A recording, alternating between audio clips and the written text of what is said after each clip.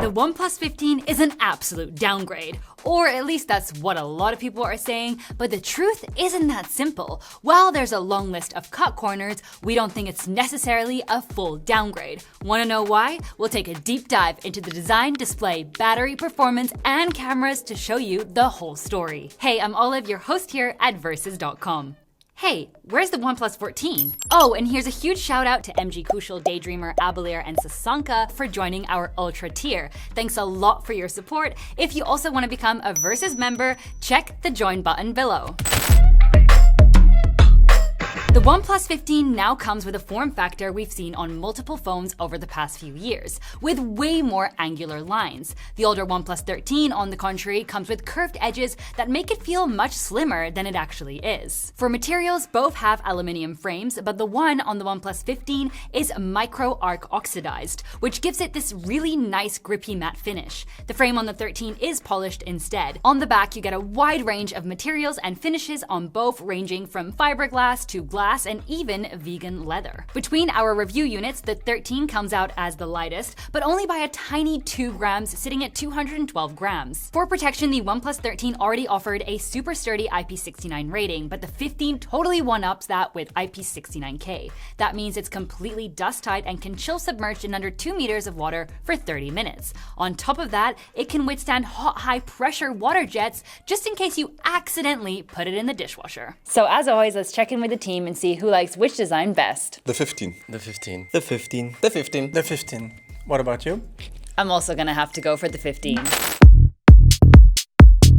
The OnePlus 15 saw its screen size shrink a little bit, going down to 6.78 inches from the 6.82 inches on the OnePlus 13. Both are still LTPO AMOLED, but the 15 is actually the very first phone with a 165Hz 1.5K screen, while the 13 packs a classic 126Hz panel. As mentioned before, the 15 has a completely flat display, while the 13 has curved edges. In our typical high brightness test, where we simulate direct sunlight at over 100,000 nits, the 15 was brighter at 1,236 nits, but for peak brightness, the 13 really shined, reaching 2,214 nits, leaving the 15 far behind. For security, we have ultrasonic under-display fingerprint scanners on both. If you want even more info on the screen specs, feel free to pause the video right here. So personally, we find the display on the 13 just plain better because it's larger, brighter, and offers higher resolution. The curved edges might not be for everyone, but honestly, that just comes down to personal taste. This doesn't mean the screen on the 15 is a total downgrade though. It's more of a trade-off, sacrificing some specs for potentially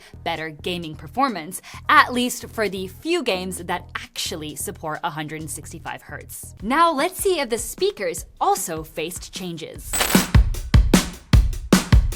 We've got stereo speakers in both, but the Dolby Atmos support the OnePlus 12 had is still missing in action here. I'm a little too into you. Got my head over my shoes, but I like it, I like it.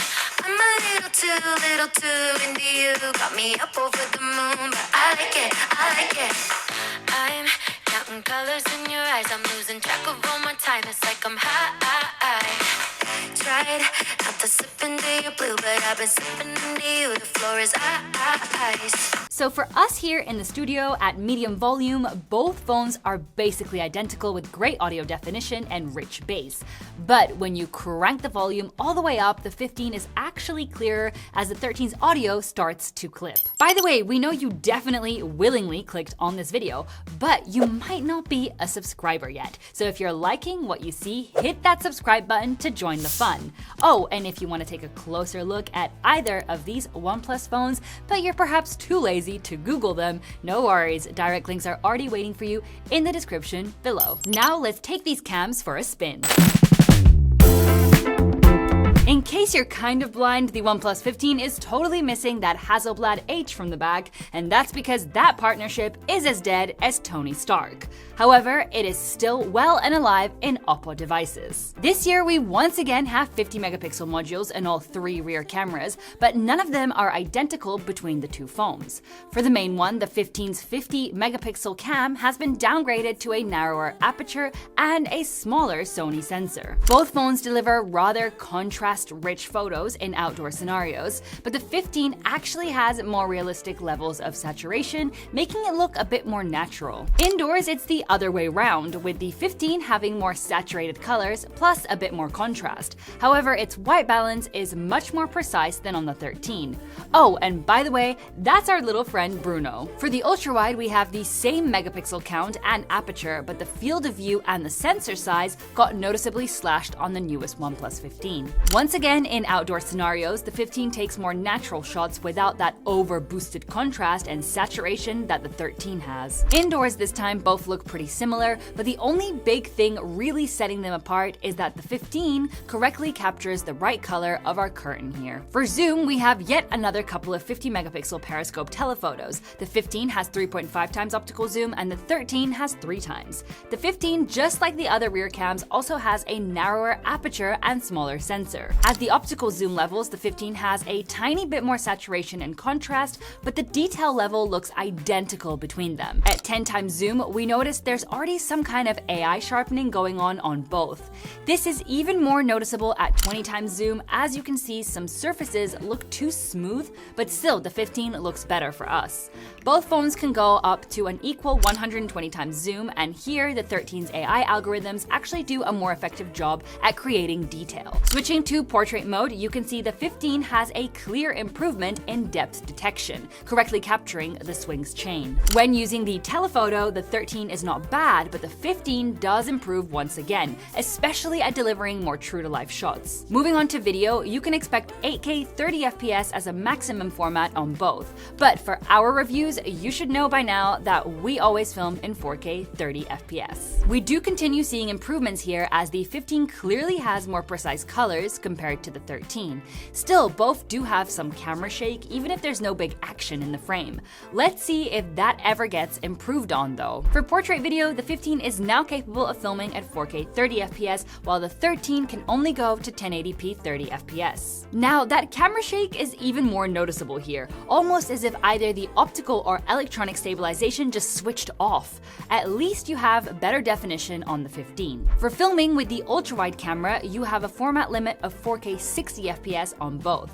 And here is maybe where they look the most similar, from detail levels all the way to the colors, and even to the weird focus hunting. Yup, that random pulsating behavior hasn't been fixed on the 15. Flipping them over, we also have 32 megapixel cameras on both, and while the specs look identical, they are technically different Sony sensors. No big difference here either, and while the 13 has much more bokeh in the background, that's because it has fixed focus, while the 15 finally adds autofocus to this cam. In low light, we have to give the win to the 13, as it has better white balance and my face looks far more defined. I guess something had to be traded off for that autofocus. For filming with these cams, you have a maximum of 4K 60 FPS on both. You can straight away see that new autofocus in action here, as the 13 is completely blurry. Actually, the video quality on the 15 is pretty good, with the right colors and a good amount of detail. So now let's check out the audio coming from both of these devices. We're gonna start off with the brand new OnePlus 15.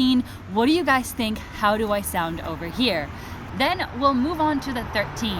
Is it any different to the 15? What do we think? Have there been any improvements to the 15? As always, let's talk about it. There are no huge differences here, with the background noise from passing cars still noticeable in both phones, but my voice does sound a bit clearer on the 15. It's in low light when the physical limits of the smaller sensor on the 15 are noticeable, as it captures much less detail in the darker areas. Same goes for the ultra-wide. Both photos have an identical look, but the 13 is sharper and has a much faster shutter speed. In portrait mode with the main cam, the 13 once again takes the upper hand.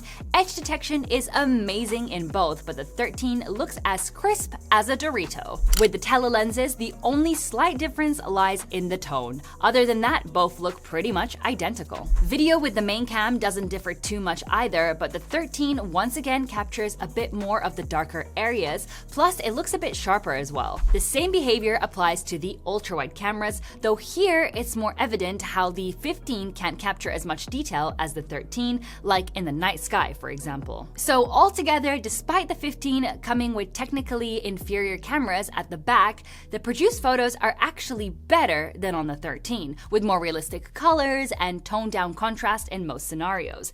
The only situation where quality gets degraded is in scenarios with dim light. One very, very welcome improvement, however, is the inclusion of autofocus on the front cam, as the 13 was desperately needing it. But there's a side where OnePlus phones have always excelled, and that's performance.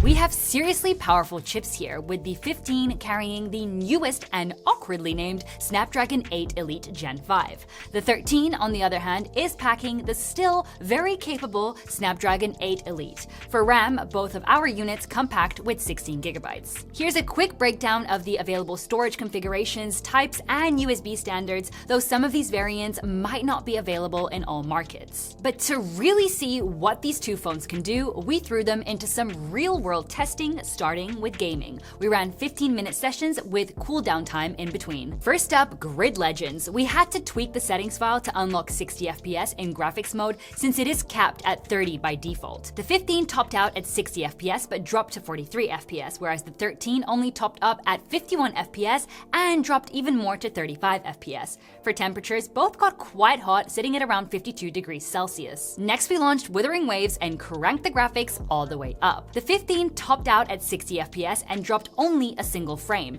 while the 13 topped up at 56 FPS but dropped to 50 FPS. Once again, both got almost identical temps, reaching around 49 degrees Celsius. Moving on from gaming, we exported 99 photos in Lightroom. Surprisingly, the 13 was quicker than the 15 here, but only by a tiny 6 seconds. Next, we rendered a 3-minute 4K 30 FPS video in CapCut. Here, the 15 basically finished the rendering in half the time the 13 took. But now let's check out some benchmarks. In Geekbench 6, we got much higher numbers for both single and multi-core performance on the 15, actually breaking the 11,000 points barrier for multi-core. In 3D Mark's Wildlife Extreme stress test, our OnePlus 15 just overheated every single time we tried to run the benchmark, both in balanced and performance mode. The 13, on the other hand, got pretty similar numbers to other Snapdragon 8 Elite phones like the Galaxy S25 Ultra. In Antutu, the 15 scored more than a whole million more points than the 13, and still scored more than what our Xiaomi 17 Pro Max scored, also running the 8 Elite Gen 5 SoC. And lastly, we ran the CPDT benchmark to measure storage speeds. As you can see, both are quick, but the OnePlus 15 offers overall the best storage performance thanks to its speedier UFS 4.1 standard. So when it comes to raw power, the OnePlus 15 lands far above the 13, showing a clear upgrade in gaming performance and tackling everyday tasks pretty effortlessly. However, both phones do have a bit of an overheating issue, as both get equally toasty, despite OnePlus putting aerospace-grade aerogel, a vapor chamber, and a graphite on the 15, and that 3D Mark fail, oof. Realistically, you're probably not going to run into these issues, but just keep this in mind that this can happen if you want to run super intense apps or even try some emulation. Alright, now let's dive into the software side of things.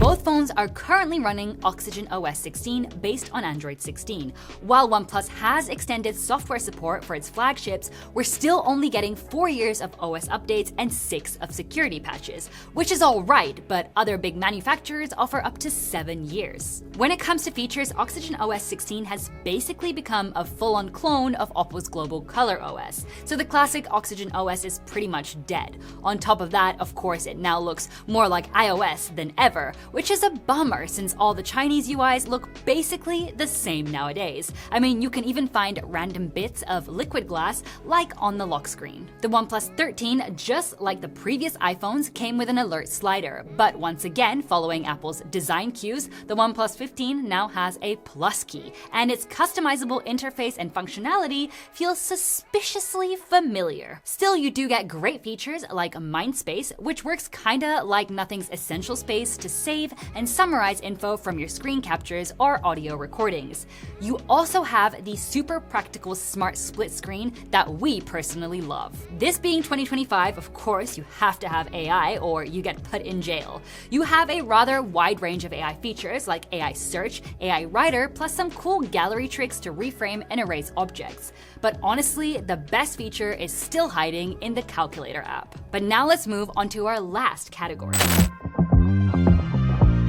Both of these OnePlus devices carry massive silicon carbon batteries, but the 15 takes things to the next level with a huge 7,300 mAh cell, which might be the absolute best upgrade in this year's model. Wired charging is also improved, topping up at 120 watts with a proprietary SuperVOOC charger. Wireless charging stays the same, but it's already a pretty fast 50 watts, but also only with a proprietary charger. As a bonus, both phones support reverse wired and wireless charging. Oh, and there's also bypass charging while gaming on both. In our new exhaustive battery drain test, we calibrated all phones to 500 nits and turned all battery-saving features off. We ran a 9-app loop starting with an hour of Instagram scrolling, assisted by our awesome Versus bot. After that, we hit 30 minutes of 4K video recording, then an hour of web browsing, 1 hour of Google Maps navigation, followed by an hour of Subway Surfers. Next, another hour of YouTube streaming, an hour of music streaming, and an hour of video calling. Finally, another half hour of video recording and one last hour of Temple Run. The OnePlus 13 said bye-bye at the 9-hour and 35-minute mark, while the 15 just kept on going for 3 hours more, finally lasting an incredible 12 hours and 37 minutes. To juice them back up, we used a OnePlus SuperVOOC 100 watts charger. Both phones filled their batteries in just 52 minutes with only a 26-second difference. The OnePlus 15 crossing the finish line first despite its massive battery. For watts, both were also almost identical, maxing out at 46 watts for the 15 and 47 watts for the 13. Now, something on the 15 that we absolutely love is that the price stayed the same, as both phones retail for the exact same full retail price of $899. To be fair though, OnePlus runs offers quite often, so we're sure you can grab either of these for much less or bundled with other OnePlus goodies. And honestly, this is a killer price-performance ratio compared to basically any other flagship out there, especially Carl Pei's Nothing Flop 3. There you have it. The OnePlus 15 is absolutely not an overall downgrade over the OnePlus 13. It actually improves in the areas where the 13 needed it the most, like the cameras. Yeah, it has smaller sensors, but the photos it produces are most of the time just better. It might not be as good as the iPhone, but let's not pretend the 13 was amazing either. However, not everything is perfect because there are still some annoying quirks like the wobbly stabilization on videos and that same overheating issue the 13 already had. Still, in normal day-to-day scenarios, the OnePlus 15 has tons of power to give and a ridiculously huge battery to back up all that. All this at a super competitive price, making it an extremely easy recommendation. The OnePlus 13 is, however, still a very capable phone. There's no doubt about it. And with a great discount after a year on the market, it can actually be the best option if you're not an extreme power user. By the way, don't think we haven't been reading your comments about a Vivo X300 Pro review. Maybe, just maybe, you should tag Vivo in the comments so they hook us up with a review unit. If you want to see how the OnePlus 15 stacks up against Apple's, Samsung's, and Google's flagships, make sure to poke this link right here. And before you go study for your exam, don't forget to give us a big thumbs up and hit subscribe, as we're always testing new devices to help you make the best choice. We'll see you in our next video, and until then, take care.